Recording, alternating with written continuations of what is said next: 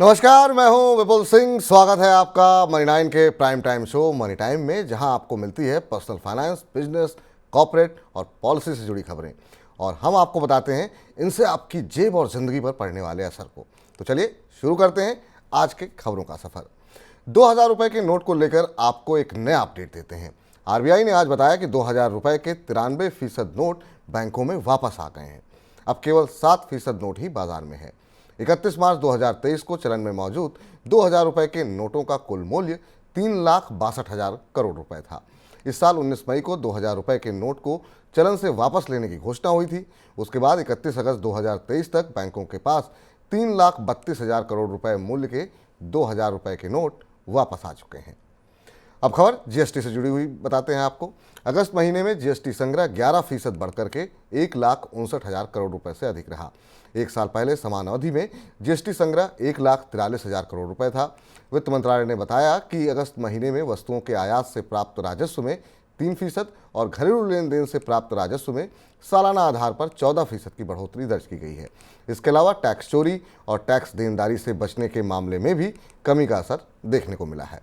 National pension system और अटल pension योजना के तहत एयूएम 10 लाख करोड़ रुपए को पार कर गया। एयूएम को 5 लाख करोड़ रुपए से डबल होने में 2 साल और 10 महीने का वक्त लगा। एयूएम में अटल पेंशन योजना का हिस्सा 30,051 करोड़ रुपए है। एनपीएस लाइट का हिस्सा 5,157 करोड़ रुपए पर पहुंच गया। पीएफआरडीए ने बताया कि एनपीएस और एपीवाई के लाभार्थियों की संख्या एक साथ बढ़कर 6.62 करोड़ से अधिक हो गई है। एनपीएस उपभोक्ता को 60 साल की उम्र के बाद रिटायरमेंट फंड से सिर्फ 60% तक एक मुश्त राशि निकालने की अनुमति है, लेकिन जल्द ही इसमें बदलाव भी हो सकता है। बेहतर जीडीपी वृद्धि के आंकड़े और वैश्विक संकेतों से शेयर बाजार में जोरदार तेजी लौटी है। बीएसई सेंसेक्स 555 अंक चढ़कर के 65,387 अंक पर बंद हुआ। सेंसेक्स की 30 में से 26 कंपनियां लाभ में रहीं। एनएसई निफ्टी भी 181 अंकों की तेजी के साथ 19,435 अंक पर बंद हुआ। निफ्टी के 50 में से 44 कंपनियां हरे निशान में बंद हुई। विश्लेषकों का मानना है कि अनुकूल वैश्विक संकेतों, उम्मीद से बेहतर घरेलू विनिर्माण आंकड़े और सकारात्मक जीडीपी आंकड़ों ने घरेलू बाजार में निवेशकों का उत्साह बढ़ाने का काम किया है।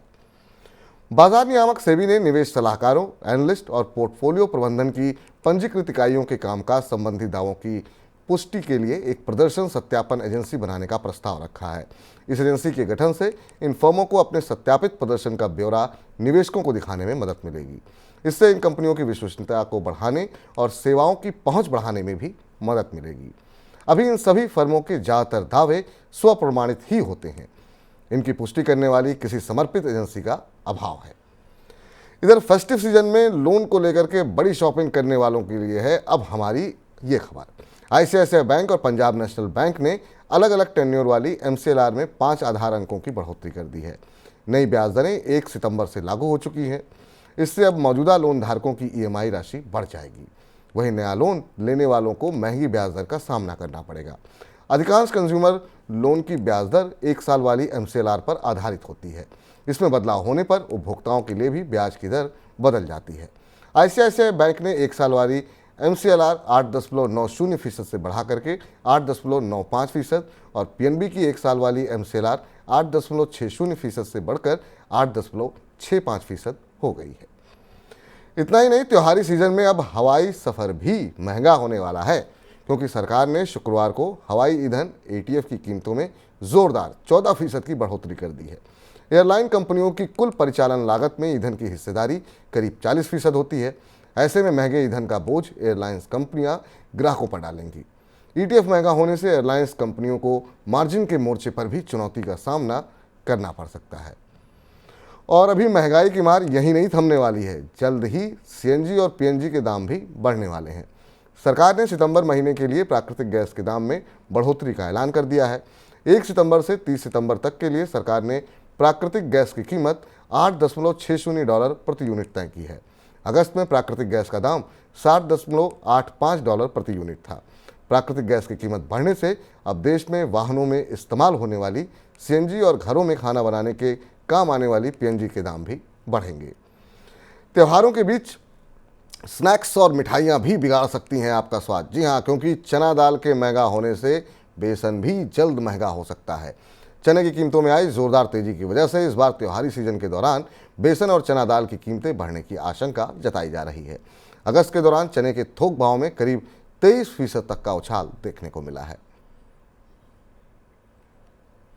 अगर आप हरियाणा, गुजरात, असम, पुडुचेरी, दादर नगर हवेली और दमन दीव में रहते हैं तो आप 30 करोड़ रुपए के नकद इनाम जीत सकते हैं। जी हां, इन 6 राज्यों में सरकार ने शुक्रवार से मेरा बिल मेरा अधिकार पुरस्कार योजना शुरू की है। इस योजना के तहत मोबाइल ऐप पर जीएसटी बिल अपलोड करने वाले ग्राहकों को हर महीने लकी ड्रॉ निकाला जाएगा।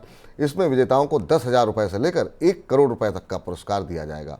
सरकार ने इस योजना को हर खरीदारी के लिए बिल लेने की आदत को प्रोत्साहित करने और जीएसटी अनुपालन को बेहतर बनाने के लिए शुरू किया है। चलिए अब आगे बढ़ते हैं और अब हम आ चुके हैं अपनी आखिरी खबर पर। जियो फाइनेंशियल के शेयरों को बीएसई के सभी सूचकांकों से हटा दिया गया है। रिलायंस इंडस्ट्रीज की फाइनेंशियल सर्विस कंपनी जियो फाइनेंशियल 21 अगस्त को बीएसई के साथ एनएसई पर भी सूचीबद्ध हुई थी। इसके शेयर की कीमतों में एक तरह की निश्चितता देने के लिए इसे सूचकांकों का हिस्सा बनाया गया है। पहले इसे 24 अगस्त को ही सूचकांकों से अलग किया जाना था, लेकिन सूचीबद्धता के बाद के कुछ शुरुआती कारोबारी सत्रों में ये लगातार निचले सर्किट छूता रहा। ऐसी स्थिति में शेयर बाजार ने इस सूचकांकों को अलग करने के लिए 29 अगस्त तक के लिए टाल दिया। रिलायंस इंडस्ट्रीज से अलग होकर एक अलग कंपनी के रूप में सूचीबद्ध हुई जियो फाइनेंशियल के शेयरों में 29 और 30 अगस्त को निचला सर्किट नहीं लगा था। गुरुवार को भी कंपनी के शेयर 5% के ऊपरी सर्किट सीमा छूने में सफल रहे। तो ये थी आज की प्रमुख खबरें। अब वक्त हो गया है आप सभी से विदा लेने का। अब आपसे फिर मुलाकात होगी सोमवार को। पर्सनल फाइनेंस से जुड़ी खबरों को पढ़ने के लिए हमारी वेबसाइट www.my9.com पर जाएं। खास कार्यक्रम देखने के लिए आप My9 के ऐप को भी डाउनलोड कर सकते हैं। और आज का हमारा मनी टाइम आपको कैसा लगा, नीचे कमेंट बॉक्स में अपनी राय हमें ज़रूर बताएं। और अब फिलहाल हमें इजाज़त दीजिए। आप सभी को नमस्कार, शुभ रात्रि, गुड नाइट।